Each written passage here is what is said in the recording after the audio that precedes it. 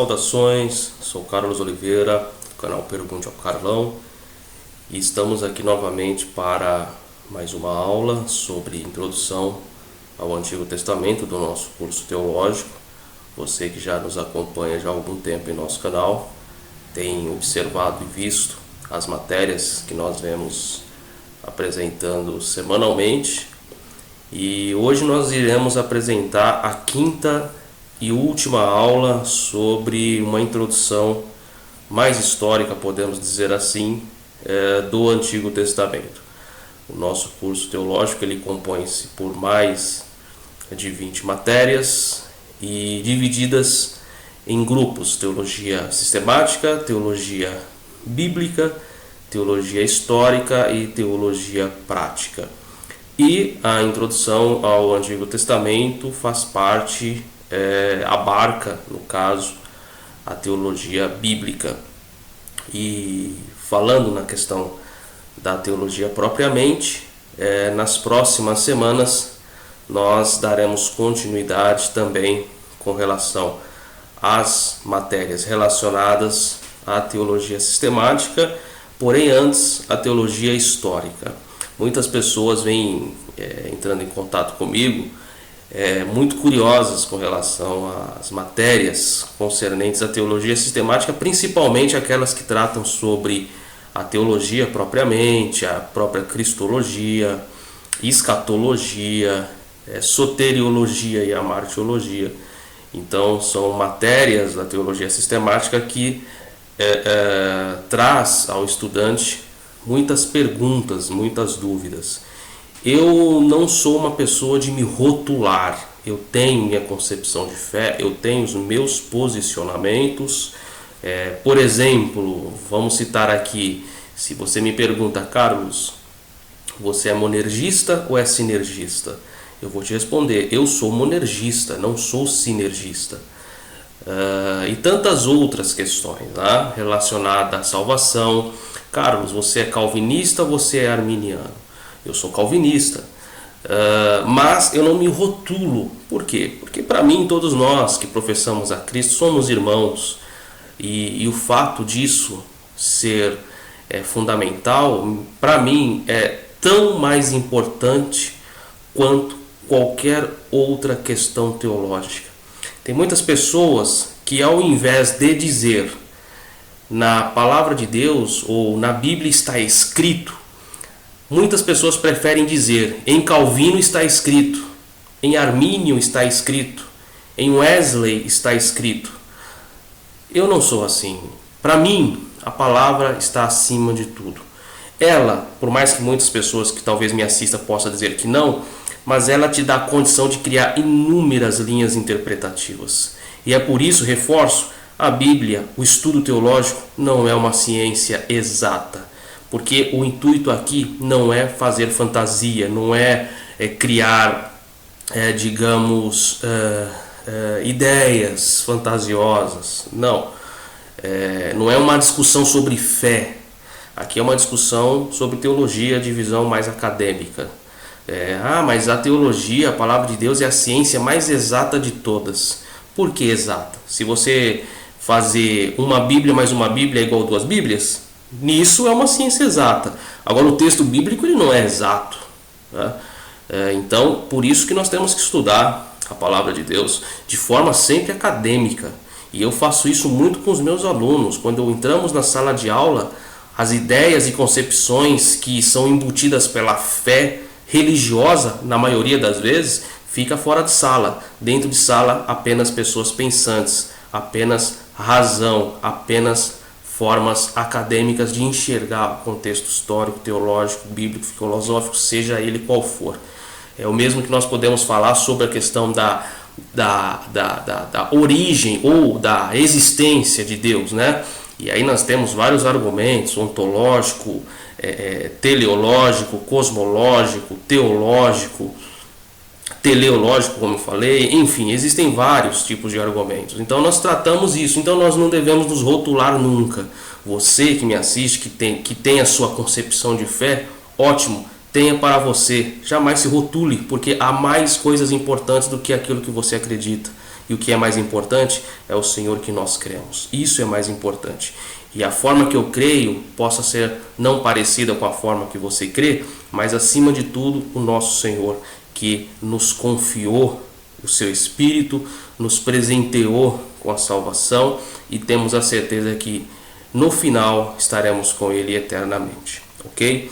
Então nós temos que sempre ter esse prisma acima de todas as coisas. E hoje, na nossa última aula sobre a introdução ao Antigo Testamento, nós já falamos muito sobre, desde a concepção. É claro que nós vamos falar ainda mais sobre o Antigo Testamento, porque nós temos na teologia histórica duas repartições. Nós temos a história de Israel e a história cristã, né? Ou a história da igreja. Então nós vamos falar ainda mais sobre o Antigo Testamento como o Novo Testamento, porém não com a visão da teologia bíblica, mas sim da teologia histórica, certo? E hoje nós vamos continuar falando sobre essa ideia da visibilidade de Jesus no Antigo Testamento. O que ele representa, onde nós o localizamos. É claro que isso é muito pela linha interpretativa, tá? E como eu disse a você, a ideia é nós apresentarmos as linhas interpretativas e não estabelecê-las. Quem tem que estabelecer aquilo que você vai acreditar é você mesmo, mediante seu estudo, mediante sua busca, mediante sua pesquisa, mediante sua oração, sua separação, para que Deus possa lhe trazer a verdade. Isso acima de tudo. Lembrando que eu vou repetir aqui, tem muitas pessoas que ao invés de dizer na palavra de Deus ou na Bíblia está escrito, tem pessoas que preferem dizer em Calvino está escrito, em Armínio está escrito, em Wesley está escrito. É inadmissível pessoas que querem ser tão inteligentes usar esse tipo de argumentação. Pois bem, então vamos falar um pouco sobre essa concepção. Você já está aí no slide, sobre Jesus no Antigo Testamento. E como de costume, um irmão me passou também nesses dias para que eu apresentasse alguns comentários bíblicos. E embora eu tenha algumas coleções, eu prefiro, na hora de apresentar aqui os livros para os irmãos, eu prefiro apresentar comentários individuais. O que eu quero dizer com comentários individuais? Comentários bíblicos, porém de um livro único, não de coleções, como por exemplo o comentário bíblico de Champlin, e tantos outros comentários. Eu particularmente não sou muito fã do comentário bíblico de Champlin, embora ele para colocar na estante é muito bonito, mas eu não compro o livro para enfeitar a estante, eu compro o livro para ler e estudar. Então eu separei 3 comentários que é barato, são custos acessíveis, que você pode comprar, que são bons. Eu tenho um comentário aqui, Manual Bíblico de Unger, da editora Vida Nova.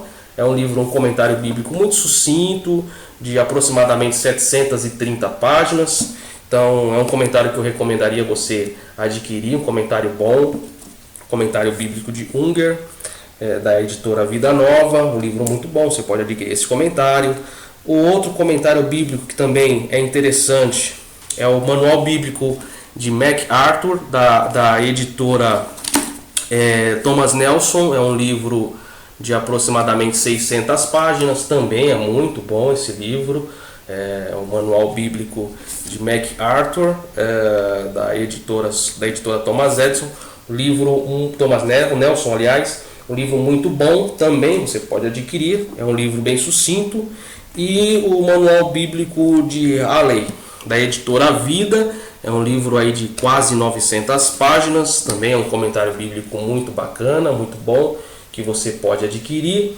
Então são comentários bíblicos que você consegue aí na livraria, não é nenhum livro de R$1.000 como uma coleção, mas é livro aí que fica na faixa entre 60, 70 reais talvez, no máximo 90 reais, você consegue adquirir algum desses livros. E eu sempre digo que é bom você comprar pelo menos um livro para início, tá?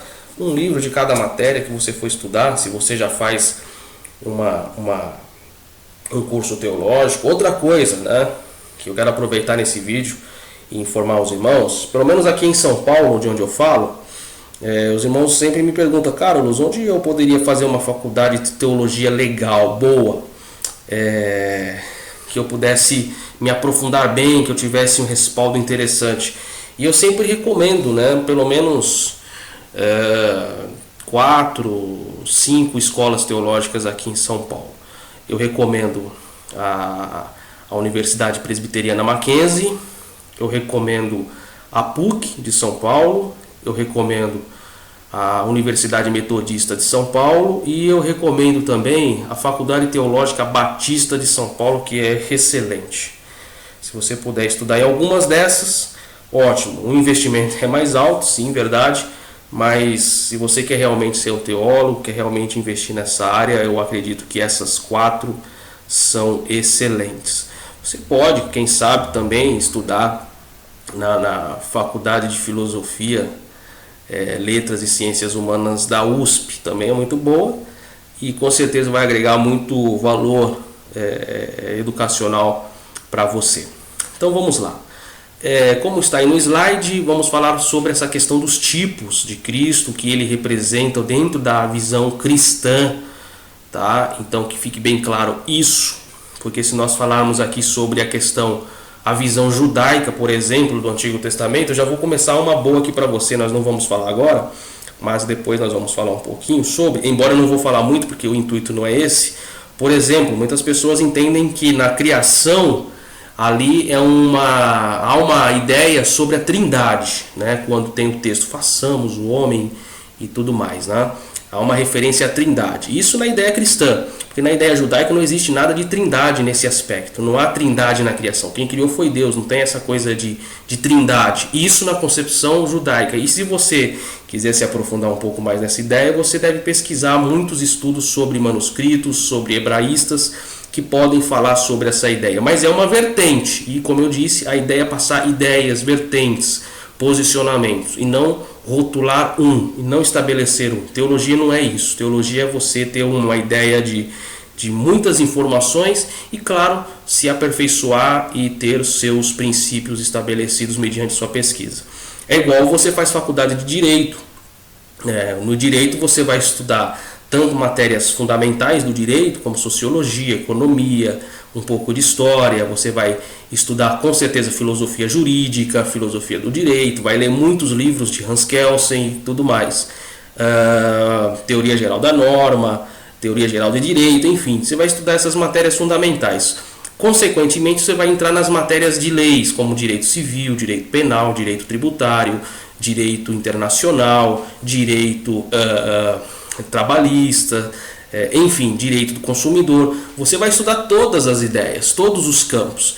E, logicamente, quando você for fazer uma pós-graduação, uma especialização, você vai se especializar em uma. Você, por exemplo, poxa, eu gosto de direito penal, você vai se especializar em direito penal. Né? Mas existem outras ideias, outras matérias, outros fundamentos do direito. A teologia é do mesmo modo. Então nós temos que entender dentro deste prisma, dentro desta ideia de concepção. Perfeito? Então vamos lá, os tipos de Cristo no Antigo Testamento. Eu gosto de lendo aqui os slides. Quem participa do nosso grupo do WhatsApp e do Telegram receberá esse slide também nessa semana já.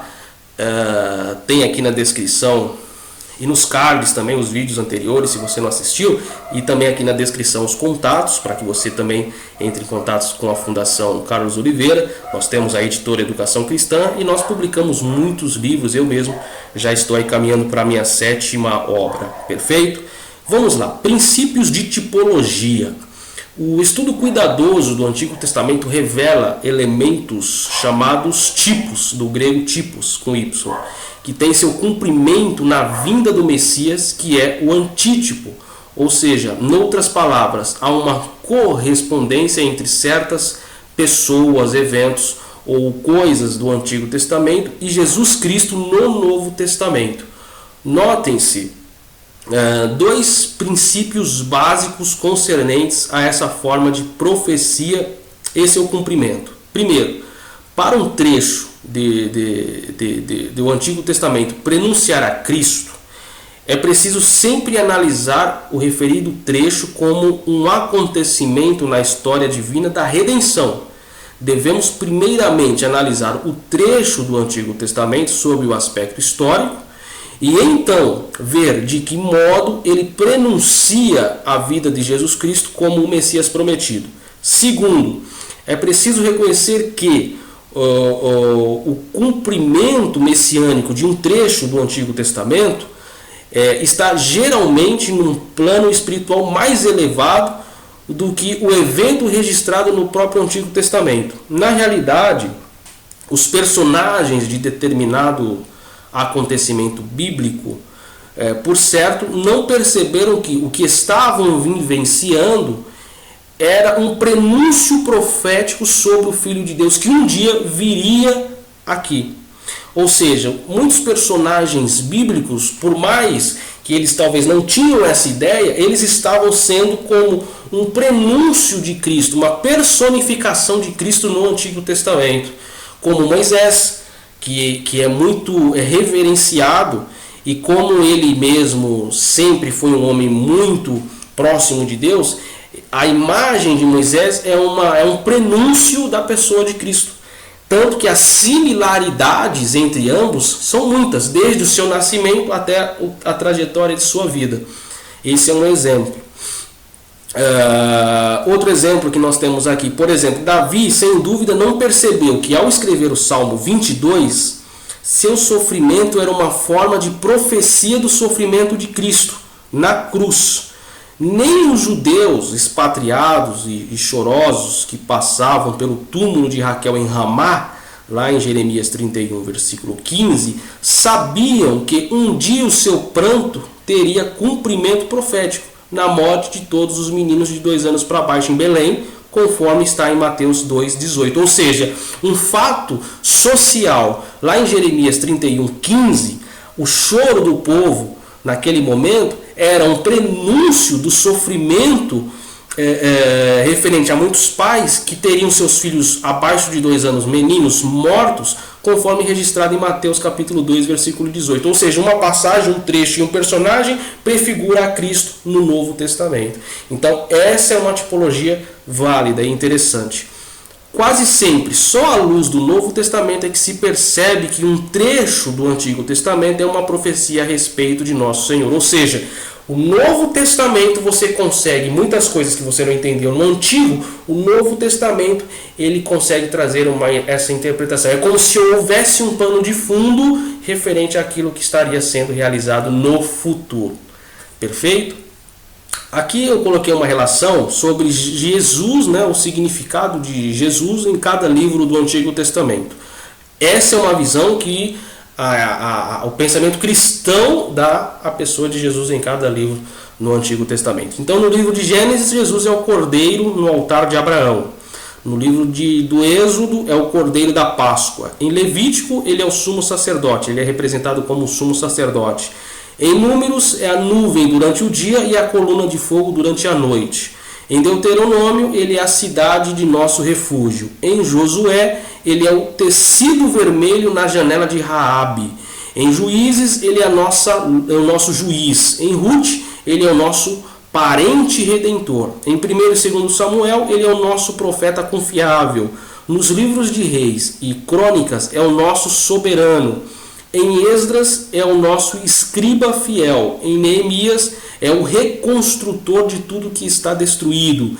Em Ester ele é Mordecai assentado fielmente no portão. Em Jó ele é o nosso redentor que vive para sempre. Em Salmos ele é o meu pastor e nada me faltará. Em Provérbios e Eclesiastes ele é a nossa sabedoria. Em Cantares ou Cânticos ele é o belo noivo. Em Isaías, ele é o servo sofredor. Em Jeremias e Lamentações, Jesus é o profeta que chora.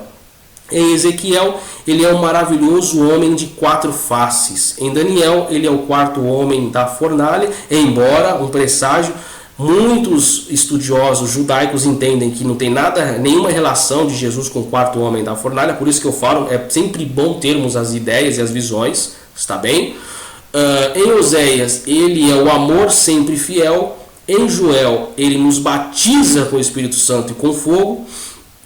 Em Amós, ele leva nossos fardos. Em Obadias, nosso Salvador. Jonas, ele é o grande missionário que leva ao mundo a palavra de Deus. Em Miqueias, ele é o mensageiro dos pés formosos. Em Naum, ele é o vingador. Em Abacuque, ele é a sentinela orando sempre pelo reavivamento. Em Sofonias, ele é o Senhor poderoso para salvar. Em Ageu, ele é o restaurador de nossa herança perdida. Em Zacarias, é a nossa fonte. E em Malaquias, ele é o Filho da Justiça, que com a cura em suas asas, ou que cura com as suas asas. Então, Jesus ele é representado na visão bíblica em cada livro do Antigo Testamento, principalmente quando se usa versículos chaves de cada livro do Antigo Testamento, com essas concepções, com esses tipos que nós apresentamos nesse momento. Seguindo o nosso slide, uma outra concepção e não tanto mais, digamos, importante, ou menos, ou mais, enfim, com relação à teofania ou cristofania, que seria o anjo do Senhor no Antigo Testamento. Algumas pessoas entendem que há uma menção referencial, outras entendem que não, tá? Então vamos ver aqui o que nós podemos falar sobre. Este anjo, chamado de o anjo do Senhor e o anjo da presença ou face de Javé, as seguintes passagens contêm referências a esse anjo. Gênesis 16, verso 7, o anjo e Agar. Gênesis 18, Abraão intercede com o anjo por Sodoma. Gênesis 22, 11, o anjo interpõe-se para impedir o sacrifício de Isaac. Gênesis 24, verso 7. Gênesis 24, verso 40, Abraão manda Eliezer e promete proteção do anjo. Gênesis 31, 11, o anjo que aparece a Jacó diz: eu sou o Deus de Betel. Gênesis 32, 24, Jacó luta com o anjo e diz: eu vi Deus face a face. Gênesis 48, verso 15, Jacó fala de Deus e do anjo como idênticos. Êxodo 3, compare com Atos 7,30, o anjo aparece a Moisés na sarça ardente. Êxodo 13, 21, 14 e 19, você pode comparar com Números 20, verso 16. Deus ou o anjo leva a Israel do Egito. Êxodo 23, verso 20, as pessoas são ordenadas a obedecer ao anjo.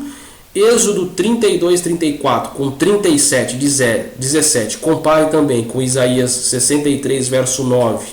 Moisés implora a presença de Deus com o seu povo. Josué 5:13 até 6, verso 2, o anjo aparece a Josué. Juízes, capítulo 2, verso 1 ao 5, o anjo fala para o povo. E Juízes, capítulo 6, verso 11, o anjo aparece a Gideão. Não em tom de brincadeira, mas descontrair é muito bom. Para algumas igrejas que sempre gostam dessa ideia de anjo, né? Nós observamos aqui que tanto o Pentateuco como o livro dos Juízes, o que tem de anjo, né, resolvendo coisas, aparecendo, acompanhando e tudo mais. Porém, diferentemente daquilo que é muito falado, existem as vertentes que dizem que as aparições desses anjos da qual citei são menções referentes à teofania, ou seja, que na verdade esses anjos é uma maneira de Deus se apresentar. Nós falamos muito sobre essa questão de tipos na matéria de hermenêutica. No card você pode voltar lá em hermenêutica, como nós falamos sobre algumas ideias de figuras de retórica ou figuras de linguagem, antropomorfismo, antropopatismo, que são maneiras de Deus se apresentar aos homens de forma compreensível, com mão, com pés, que cheira, que sente e tudo mais. Então, ou cristofania, né, com relação à pessoa de Cristo sendo representada como o anjo do Senhor, como nós observamos aqui. Então existem esses versículos todos que citei e que você pode compará-los um a um no seu momento de estudo, que com certeza vai trazer um grande conhecimento para você.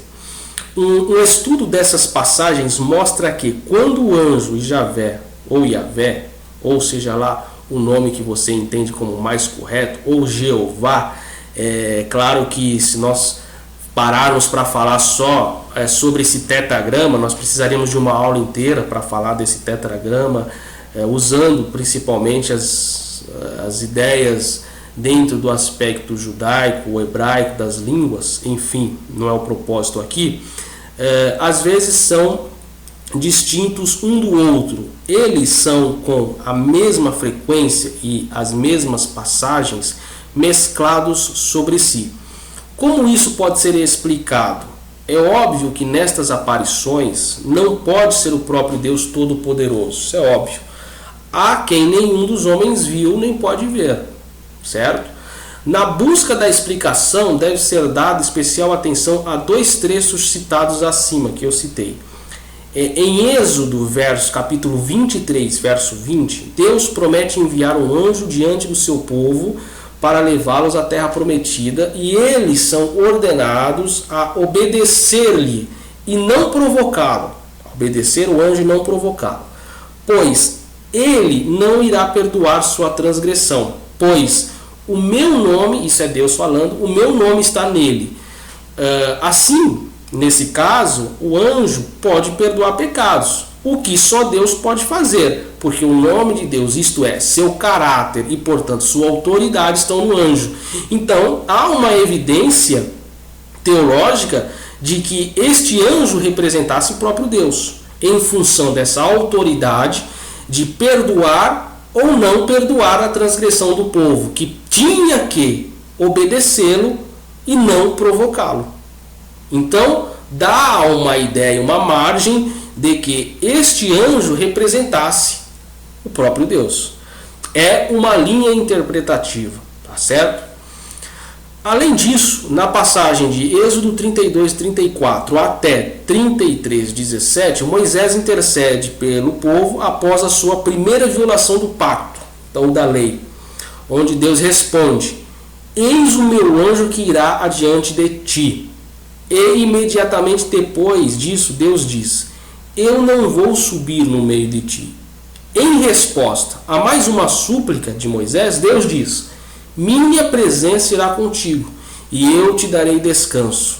Aqui está uma distinção clara entre um anjo comum e o anjo que carrega consigo a presença de Deus. Então, existem essas ideias, esses pensamentos referentes à concepção de que é ou não Deus que está sendo representado ali. É claro que muitas pessoas podem interpretar de outra forma, mas o texto ele nos apresenta claramente essa possibilidade de ser uma teofania ou cristofania. Seguindo adiante, agora nós vamos falar um pouco sobre revelações de Jesus no Pentateuco. Perfeito? Em Gênesis, no princípio criou Deus os céus e a terra. Eu já falei que a palavra no princípio que temos em nossa Bíblia não é a mais correta da tradução. O mais correto é em um princípio, em Gênesis 1:1.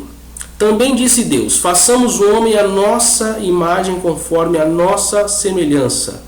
Tenha ele domínio sobre os peixes do mar, sobre as aves do céu, sobre os animais domésticos, sobre toda a terra e sobre todos os répteis que rastejam pela terra. Gênesis 1:26. Onde podemos ver a Jesus nestes versos? E aí o que o posicionamento cristão tem? Vejamos os seguintes textos. No princípio era o Verbo, e o Verbo estava com Deus, e o Verbo era Deus. Ele estava no princípio com Deus. Todas as coisas foram feitas por intermédio dele, e sem ele, nada do que foi feito se fez. Isso serve de um contexto distante, de Gênesis 1:1 e Gênesis 1:26, lá em João, capítulo 1, verso 1 ao verso 3. E o Verbo se fez carne, e habitou entre nós, cheio de graça e de verdade, e vimos a sua glória, glória como do unigênito do Pai, lá em João 1,14. Veja que a Bíblia afirma que Jesus, o Verbo de Deus, ou seja, a sua palavra, a ação, pois por intermédio dele o Pai criou as coisas. A palavra grega para verbo é logos. Esta expressão é usada para reforçar a divindade de Jesus. Criou todas as coisas com Deus, o Pai. No episódio da formação do homem, Deus falou também: façamos o homem à nossa imagem e aí a nossa semelhança, conforme se segue. Percebe-se aqui que a divindade é composta por mais de uma pessoa, pois Deus identifica-se em uma forma plural. Esse é um posicionamento cristão, da teologia cristã. Mas a concepção judaica não entende isso, porque eu não vou falar sobre essa temática, não vou me estender muito, mas em outro vídeo talvez eu possa explicar. Eles entendem que estabelecer trindade nesse texto é muito complicado, porque quando ele nos apresenta façamos, ele não está sendo taxativo de forma numérica. Quando fala-se façamos a nossa imagem, façamos conforme a nossa semelhança, ele não está dizendo nós três vamos fazer conforme a semelhança de nós três. Então muitos judeus, muitos hebraístas entendem que não há menção nenhuma da trindade aqui, e que é muito vago essa concepção, mesmo sendo plural ou singular, tá? Então não se pode estabelecer como um eventual aparecimento ou surgimento de uma trindade aqui. Isso no pensamento judaico. O pensamento cristão defende isso que eu li para vocês. No livro do Êxodo, disse mais: eu sou o Deus de teu pai, o Deus de Abraão, o Deus de Isaque, o Deus de Jacó. Moisés escondeu o rosto porque temeu olhar para Deus.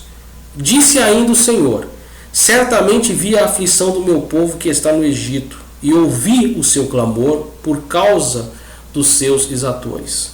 Conheço-lhe o sofrimento, por isso desci a fim de livrá-los da mão dos egípcios e para fazê-los subir daquela terra a uma terra boa, ampla, terra que mana leite e mel. O lugar do cananeu, do Eteu, do Amorreu, do Ferezeu, do Eveu e do Jebuseu. Lá em lá em Êxodo, capítulo 3, verso 1 a 8. Disse Moisés a Deus: eis que quando eu vier aos filhos de Israel, lhe disser: o Deus de vossos pais me enviou a vós outros, e eles me perguntarem: qual é o seu nome? Que lhe direi? Disse Deus a Moisés: eu sou o que sou. Disse mais: assim dirás aos filhos de Israel: eu sou, me enviou a vós outros. Êxodo 3, verso 13 e 14. Nesta conversa com Moisés, Deus identifica-se como o eu sou. Esta expressão foi utilizada por Jesus para reforçar a sua divindade. Eu sou significa uma presença eterna. O passado, presente e futuro são os mesmos para Deus. Até porque Deus ele não está limitado ao tempo, é alotempo. Eu sou aquele que existe realmente e por si mesmo.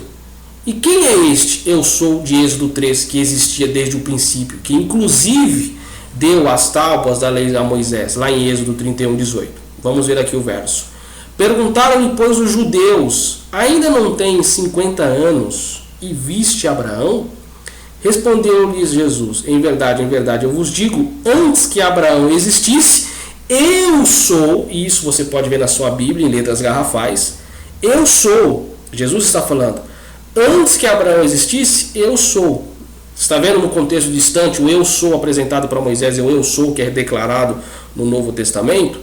Então pegaram em pedras para atirarem nele, mas Jesus se ocultou e saiu do templo. Lá em João capítulo 8, versos 57 a 59.